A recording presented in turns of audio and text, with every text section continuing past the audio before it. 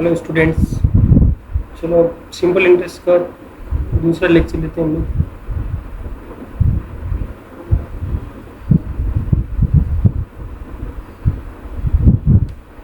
अगला पैटर्न जो simple interest में आता है,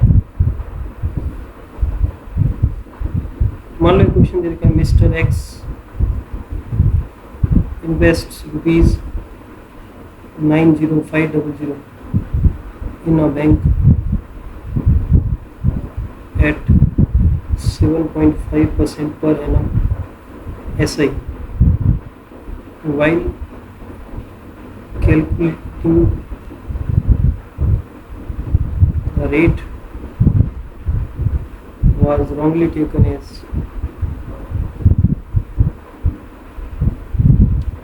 5.7% per annum. If the difference between maturity amount was ₹9774, find the number of years he invested for. मान लो हमें क्वेश्चन दे रखा है कि मिस्टर एक्स ने 90,500 रुपये बैंक में इन्वेस्ट किए, और जब उसने इन्वेस्ट किए तब रेट ऑफ इंटरेस्ट जो थी वो 7.5% पर एनम थी। लेकिन जब कैलकुलेशन हुई तो कैलकुलेटर या जो क्लर्क था उसने गलती से 5.7 ले लिया। ये रेट जो थी वो ये गलती से 5.7 ले ली गई।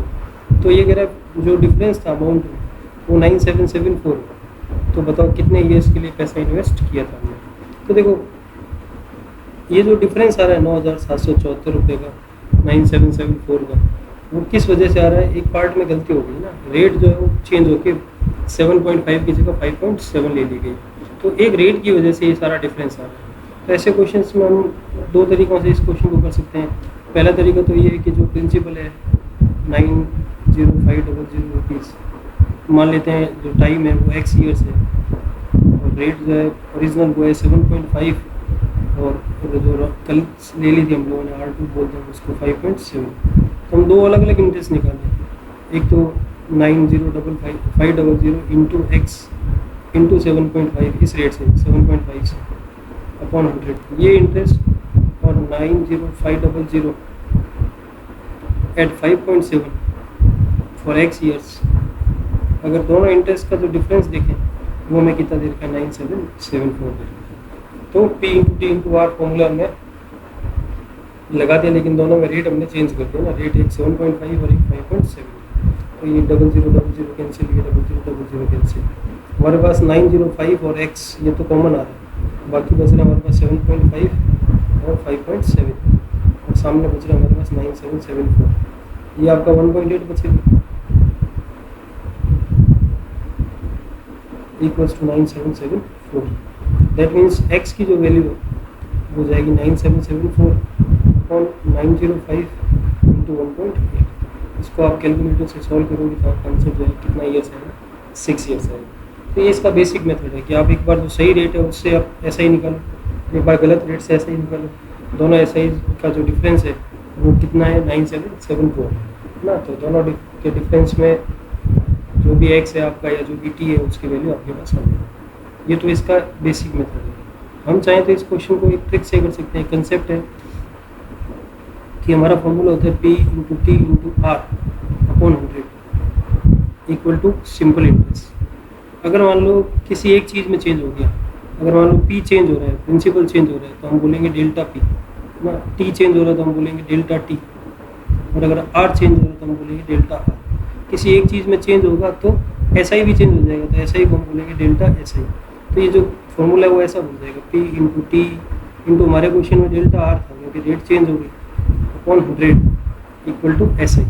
SI लिखे ना, डेल्टा SI क्योंकि चेंज हो गया। अब हमारे क्वेश्चन में P था 90500 इनटू टाइम को एक बार x लेट कर रखा है, डेल्टा R बोलेंगे हम रेट के चेंज को। तो रेट का चेंज कितना है 5.7 और 7.5 का difference upon 100 equal to delta of SI। Delta of SI यानी SI में कितना चेंज है वो इतना है। तो इससे x की वैल्यू हो जाएगी 9774 इंटू 100 अपॉन 90500 इंटू इसका वैल्यू 1.8 होगी। तो यहाँ से हमारा आंसर जो है वो 6 ईयर्स डायरेक्ट हो जाएगा। तो इस तरीके में हमें क्या करना पड़ेगा, दो अलग अलग इंटरेस्ट नहीं निकालने पड़ेंगे, हम सीधा ही एक इंटरेस्ट निकालेंगे। सीधा ही हम समझ रहे हैं कि आर की वजह से सब कुछ चेंज हो रहा है, आर में डिफरेंस कितने का हो रहा है, 1.8 का हो रहा है ना, तो डेल्टा आर सीधा ही आर की जगह डेल्टा आर यूज कर लेंगे जो 1.8 होगा। ठीक है, ऐसा और क्वेश्चन लेते हैं।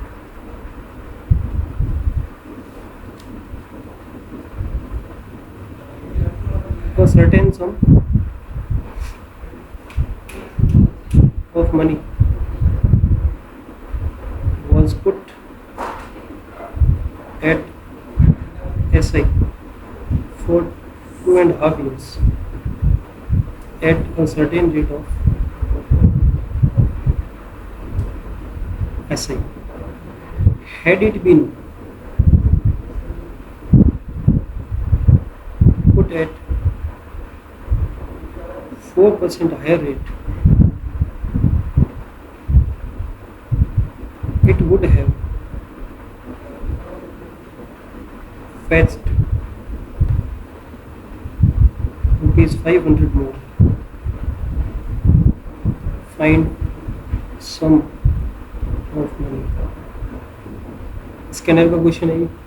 क्या कह रहा है question, a certain sum of money, कुछ पैसा जो है वॉज पुट एट SI, जो SI पर रखा गया कितने ईयर्स के लिए, 2.5 ईयर्स के लिए, 2.5 साल के लिए ना।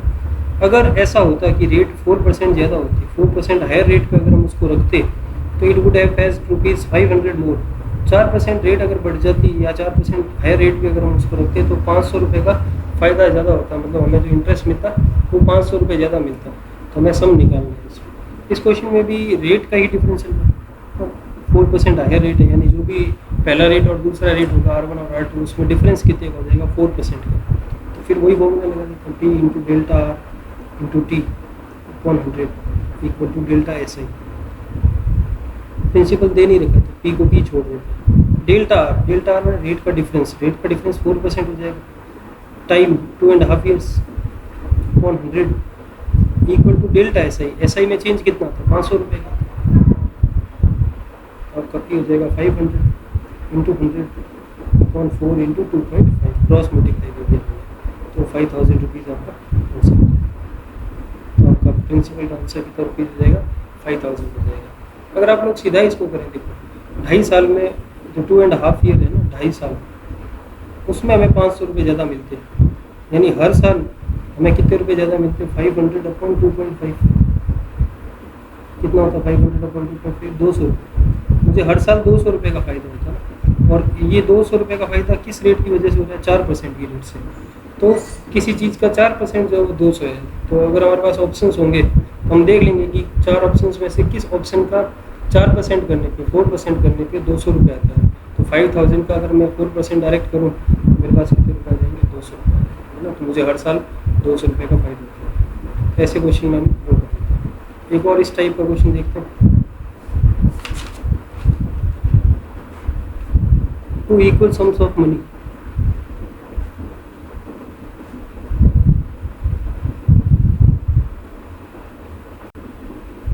at SI at 11% per annum were lent for 3.5 years and 6 years. If the difference between their interests was rupees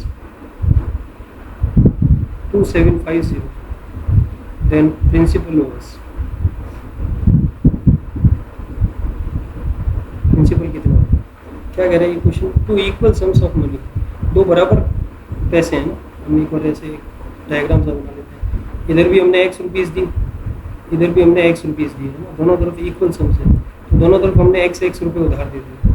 किस रेट से दिए, 11% से, दोनों का रेट भी 11% है। एक को हमने दिया 3.5 साल के लिए, 3.5 ईयर के लिए, एक को हमने दिया 6 ईयर्स के लिए। तो दोनों का जो SI का डिफरेंस है, SI का जो डिफरेंस है डेल्टा SI, वो हमें 2750 दे रखा है। तो ये पूछ रहा है कि ये जो x है ये कितना होगा, ये प्रिंसिपल जो है कितना होगा।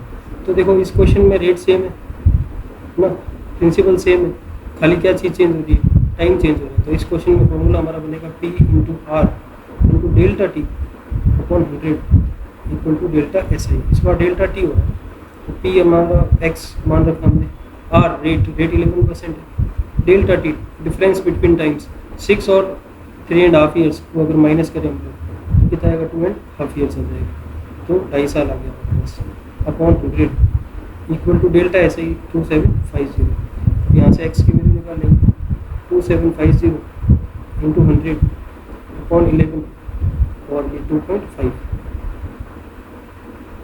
40 टाइम्स गया, 11 से इसको निकाल देते हैं 250, तो 250 की 40 से मल्टीप्लाई करेंगे तो 10,000 रुपीज़ हो जाएगा।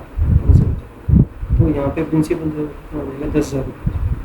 क्या कह रहा है question, 2 equal sums of money. तो 2 इक्वल सम्स का मतलब है पहले बंदे को भी x रुपये दिए हमने, दूसरे बंदे को भी x रुपये दिए, 2 इक्वल सम्स ले लो। दोनों का रेट 11% है, 11% पे, लेकिन एक पहला जो पैसा उसको हमने 3.5 साल के लिए दिया, 3.5 ईयर्स के लिए, और दूसरा जो पैसा उसको हमने 6 ईयर्स के लिए इन्वेस्ट किया।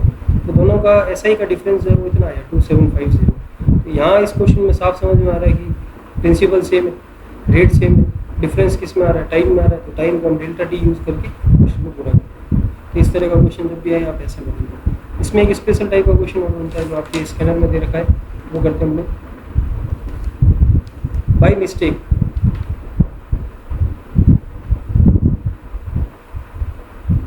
a clerk calculated the SI on a principal for 5 months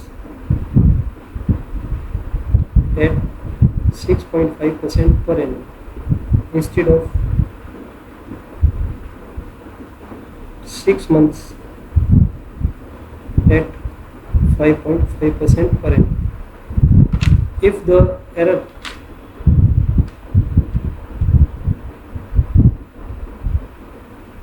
in calculation was rupees 25.40, find the principal.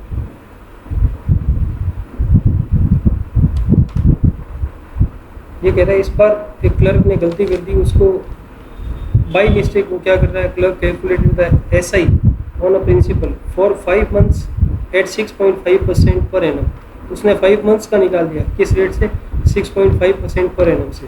Instead of जो करना क्या था, 6 मंथ्स का निकालना था इस पे। उस इन दो गलतियों की वजह से उसका जो एरर आया वो कितने रुपये का आया। तो देखो एक बार हम ऐसे बना लेते हैं, करेक्ट वैल्यू और ये जो रॉन्ग ले लिया उसने। करेक्ट लेना क्या था उसको, 6 मंथ्स लेने थे और रेट क्या लेनी थी, 5.5%। ठीक है, लिया क्या उसने, 5 मंथ्स ले लिए और 6.5% पर एनम से। इस वजह से उसका जो डिफरेंस है वो है 25.40 रुपीज़ का। तो बताओ वो जो प्रिंसिपल था वो कितना था ना, पी कितना था। तो देखो इस क्वेश्चन में क्या करता है, अब सर यहाँ डेल्टा लगाएं तो किसका लगाएं, दोनों गलत हो रहा है, टाइम भी चेंज हो रहा है और रेट भी चेंज हो रही है ना। तो 2 डेल्टा हम यूज़ नहीं करेंगे। इस क्वेश्चन में 2 गलतियाँ वो कर रहा है, रेट और टाइम दोनों गलत कर रहा है। तो हम इस क्वेश्चन में ऐसे करेंगे, P into delta R T upon 100 equal to delta S I. ठीक है, थोड़ा सा यहाँ ये भी ध्यान देना, ये मंथ में हो रहा है क्वेश्चन है ना, तो मंथ में है तो फिर हमें इसको चेंज करके 6/12 करना पड़ेगा, इसको 5/12 करना पड़ेगा मंथ्स को ईयर में कन्वर्ट करने के लिए, क्योंकि पर एनम दे रखा है ना आपको। तो P एक बार हमें पता नहीं है क्या है, आर और टी का मल्टीप्लाई, करेक्ट मल्टीप्लाई क्या होता, 5.5 इंटू 6 33 होता, और रॉन्ग मल्टीप्लाई क्या है 32.5 आ रहा है ना। तो आर टी का डिफरेंस जो है 33 माइनस 32.5 अपॉन 100, और एक 12 और लगा देता हूँ। 12 किस लिए लगाया मैंने, आप समझ रहे हो, दोनों का जो ये टाइम वाला जो फैक्टर है वो मंथ में है, इसको हमने ईयर में बदल रहा है, ईयर में बदलने के लिए मैं यहाँ 12 लगाना पड़ेगा। इक्वल्स टू देगा 25.40, जो डिफरेंस है वो 25.40। तो ये हो जाएगा P into 0.5 equals to 25.40 into 12 into 100। That means और P is 25.40 into 12 into 100 upon 0.5। इसको आप कैलकुलेट करें क्या आंसर आता है देखो।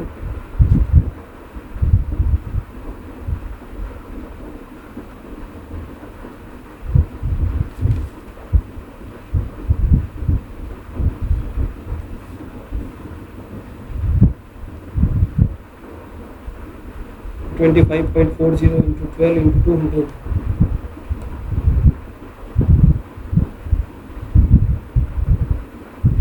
into 12 into 200 equals to 60960 principal जो है वो 60960। तो यहाँ डेल्टा का ध्यान रखना है ना।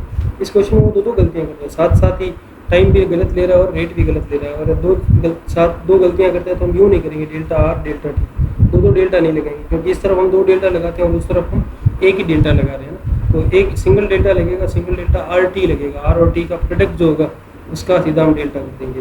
और ये जो 12 लगाए ना, ये बड़ा वॉचफुली आप देखें, केयरफुली आप इसको देखें क्यों लगाए, क्योंकि वो मंथ्स में था और हमें किस में कन्वर्ट करना था, ईयर में कन्वर्ट करना था। तो ये एरर टाइप के क्वेश्चन होते हैं वो हमें इस तरह से करने होते हैं। तो ये सब स्कैनर के क्वेश्चन है, आप लोग इनको देखेंगे एक बार और अच्छे से।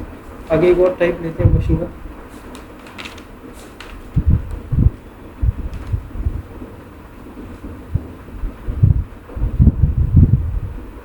The rate of simple interest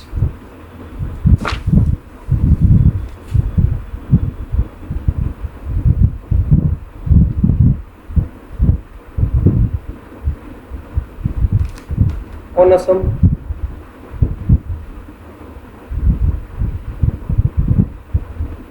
is 6% per annum for first 3 years, 8% per annum for next 5 years, and 10% per annum for the period beyond 8 years.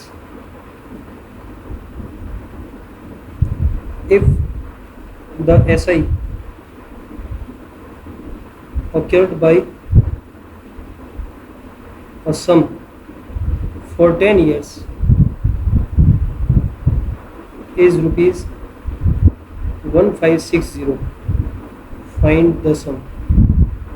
ये क्या क्वेश्चन है? स्कैनर का क्वेश्चन है, क्वेश्चन नंबर 5 है। स्कैनर में क्या क्वेश्चन है एक बार समझते हैं इसको। ये कह रहा है कि the rate of SI on a sum of money is 6% per annum for first 3 years। मतलब बैंक भी क्या कर रही है, देखो पहले 3 साल के लिए अगर हम पैसा रख रहे हैं तो 6% पर एनम से हमें ब्याज मिलता है। अगले 5 साल अगर हम पैसा वहाँ रखते हैं, हम पक्के ग्राहक हो गए थोड़े, तो 8% पर एनम मिलता है। और अब 5 साल के बाद वाला जो भी टाइम है उसमें 10% पर एनम से हमें ब्याज मिलता है। तो अलग अलग रेट्स है, पहले 3 साल के लिए रेट 6% है, अगले 5 साल के लिए रेट 8% है, और बियॉन्ड 5 years जो है या बियॉन्ड 8 years हो गया 3 + 5, उसके बाद जो भी रेट है वो 10% है। ये कहता है कि अगर हमें जो ऐसा ही मिला किसी सम का, किसी प्रिंसिपल का, कितने साल के लिए? 10 साल के लिए। 10 का मतलब क्या हो गया? पहले सेगमेंट में 3 साल, दूसरे सेगमेंट में 5 साल और तीसरे सेगमेंट में 2 साल। 8 हो गए, 8 + 2 कितना हो गया? 10 years हो गया। हमें जो ऐसा ही मिला वो 1560 है। तो बताओ वो सम कितना था, वो प्रिंसिपल कितना था? तो एक बार हम लोग ऐसे समझा देता हूँ आपको कि इस क्वेश्चन में मैं ये लेट कर लेता हूँ कि मेरा प्रिंसिपल जो है वो 100 रुपीज़ है। आप गौर करना कि अगर 100 रुपये मेरा प्रिंसिपल है तो 100 रुपीज़ का मैं अगर 3 years का 6% की रेट से इंटरेस्ट निकालूँ तो कितने रुपीज़ आएगा? 18 रुपीज़ आएगा। 100 रुपीज़ का अगर मैं 5 years का 8% से निकालूँ सेकेंड सेगमेंट के हिसाब से तो मेरे 40 रुपये आएगा। और 100 रुपीज़ का मैं अगर 10% से 2 साल का निकालूँ तो मेरा 20 रुपये आएगा। तो कहने का मतलब ये 100 रुपये लगाना बेकार ही था। सीधा 3 6 = 18, 8 5 = 40 और 2 10 = 20, सीधा वही आएगा। 100 तो आपका कैंसिल ही हो जाएगा। तो अगली बार जब हम ऐसा क्वेश्चन करेंगे तो 100 लिखेंगे नहीं है ना। तो हमारे पास टोटल इंटरेस्ट जो है 3 सेगमेंट में जो हमें मिला वो कितना मिला? 18 + 40 + 20 यानी 78 रुपीज़ मिला। हमने 78 रुपीज़ अर्न किए। किस पे अर्न किए? 100 रुपीज़ पे। तो हमारा ऐसा ही जो है, ऐसा ही 78 रुपीज़ है। When principal was ₹100, principal 100 rupees होता था। ऐसा ही अगर 1 रुपी होगा तो प्रिंसिपल 100/78 होगा। और ऐसा ही दे रखा 1560 तो 100 / 78 × 1560, तो 20 टाइम्स कट जाएगा इससे। तो आपका आंसर कितना आ जाएगा? 2000 रुपये आता है। तो आपको क्या करना है? बड़ा आसान सा काम करना है। R1 × T1 3 × 6 18, R2 × T2 यानी 5 8 = 40, 10 2 = 20, यानी हमें कुल मिला के ब्याज मिल रहा है 18, 40 और 20, यानी 78 रुपये हमें ब्याज मिल रहा है। किस पे मिल रहा है 100 पे, तो यानी 1 की वैल्यू हो गई 100/78 और 1560 अगर दे रखा है इंटरेस्ट तो प्रिंसिपल हमारा हो जाएगा 100/78 इंटू 1560। तो अगर मैं क्वेश्चन सेगमेंट में मिले तो हम ऐसे करेंगे, है ना। कर लोगे आप लोग ऐसे क्वेश्चन? तो ये आपके स्कैनर में ही दे रखा है 5 नंबर क्वेश्चन, तो आप ऐसे क्वेश्चन को इस तरह से डील करेंगे। अब और लेते हैं 1-2 क्वेश्चन हम लोग।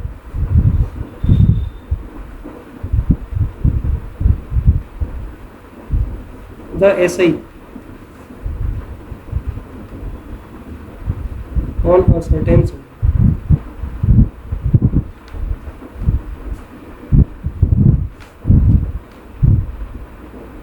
is 1/25 times of principal. The rate and time are numerically equal.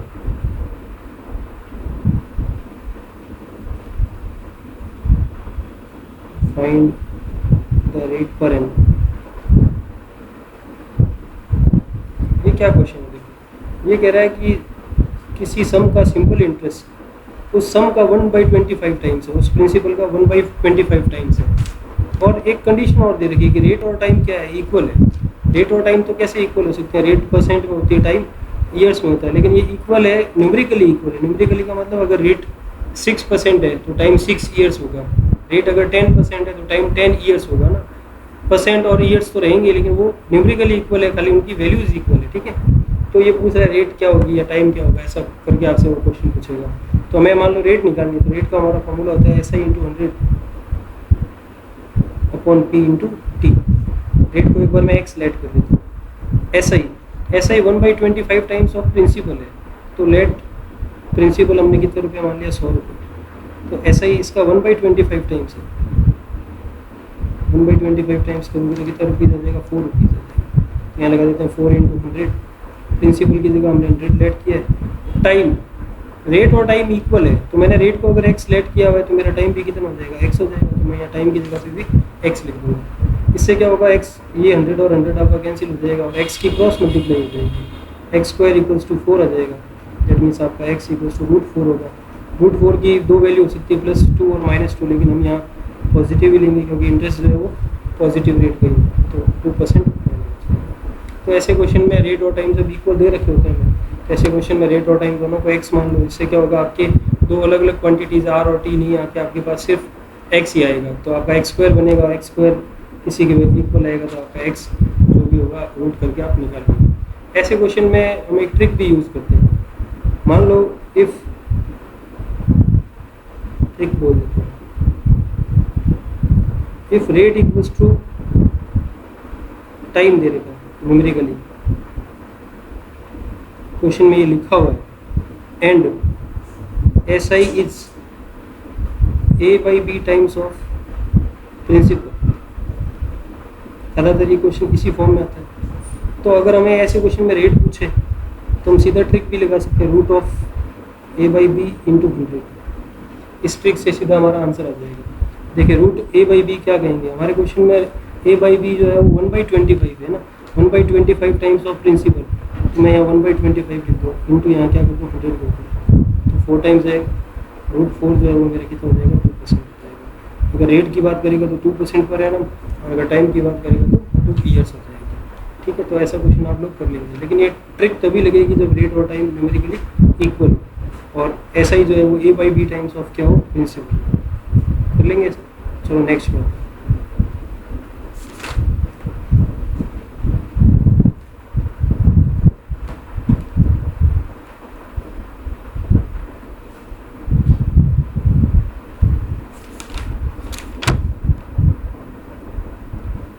एक और टाइप है क्वेश्चन का, a sum of rupees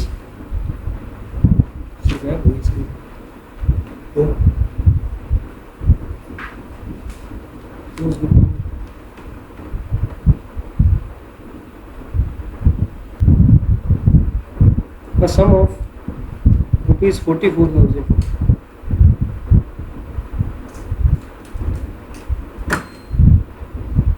is divided into 3 parts.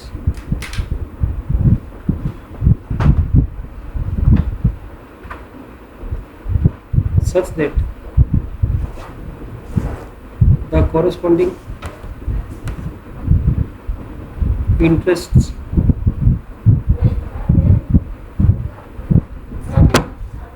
earned after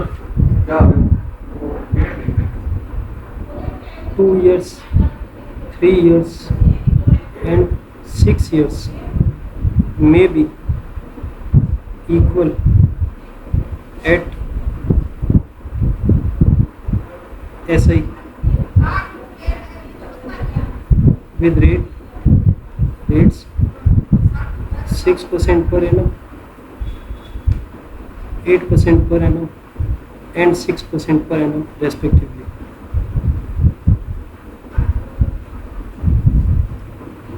Find the smallest part.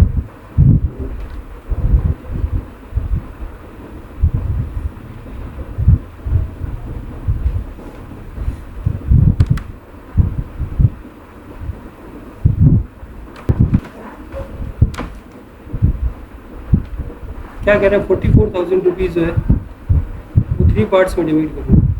मान लो एक बंदे के 3 बेटे हैं, 3 पार्ट्स में डिवाइड करने में पहले बंदे को 2 इयर्स का इंटरेस्ट मिलेगा, दूसरे को 3 इयर्स का और तीसरे को 6 इयर्स का मिलेगा। ठीक है, और रेट्स जो है वो 6% पर एनम, 8% पर एनम और 6% पर एनम रेस्पेक्टिवली हमें दी हुई।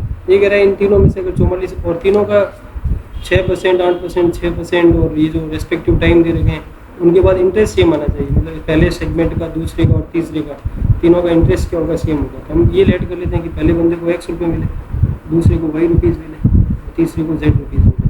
तो पहले बंदे का इंटरेस्ट बनेगा X into 6 into 2 upon 100 equals to 3 into 8 into Y upon 100 और 6 इंटू 6 इंटू Z अपॉन 100। तीनों का इंटरेस्ट सेम होगा। 100 आपका कैंसिल हो जाएगा। 12x equals to 24y equals to 36z हो जाएगा। ठीक है, दैट मीन्स और अगर हम 12 से इसको और काटें तो 12 से ये x हो जाएगा, 2y हो जाएगा इक्वल टू 3z हो जाएगा। यहाँ से जिन्होंने रेशियो का चैप्टर पढ़ रखा है वहाँ यहाँ से हम रेशियो बना सकते हैं x y z का। रेशियो इनका रेसिप्रोकल होता है तो 1 का रेसिप्रोकल 1/1, 1/2 और 1/3। तो रेशियो आपका बनेगा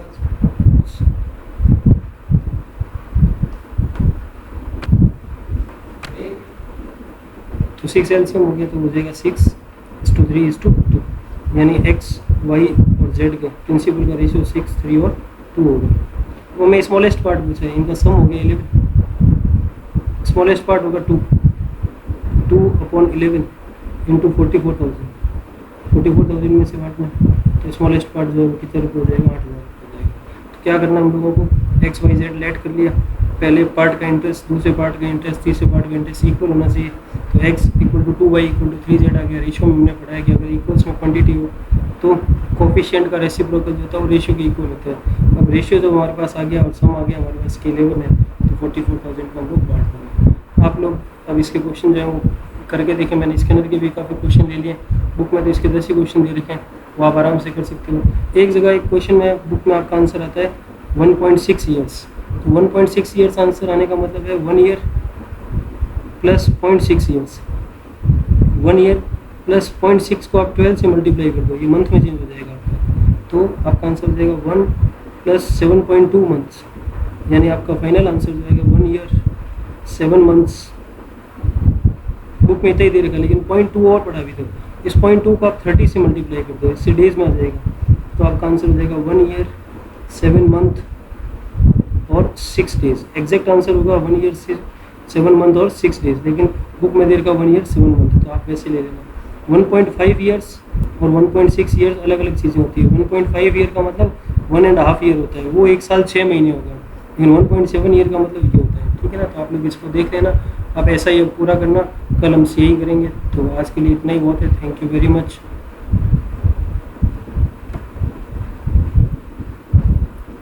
हाँ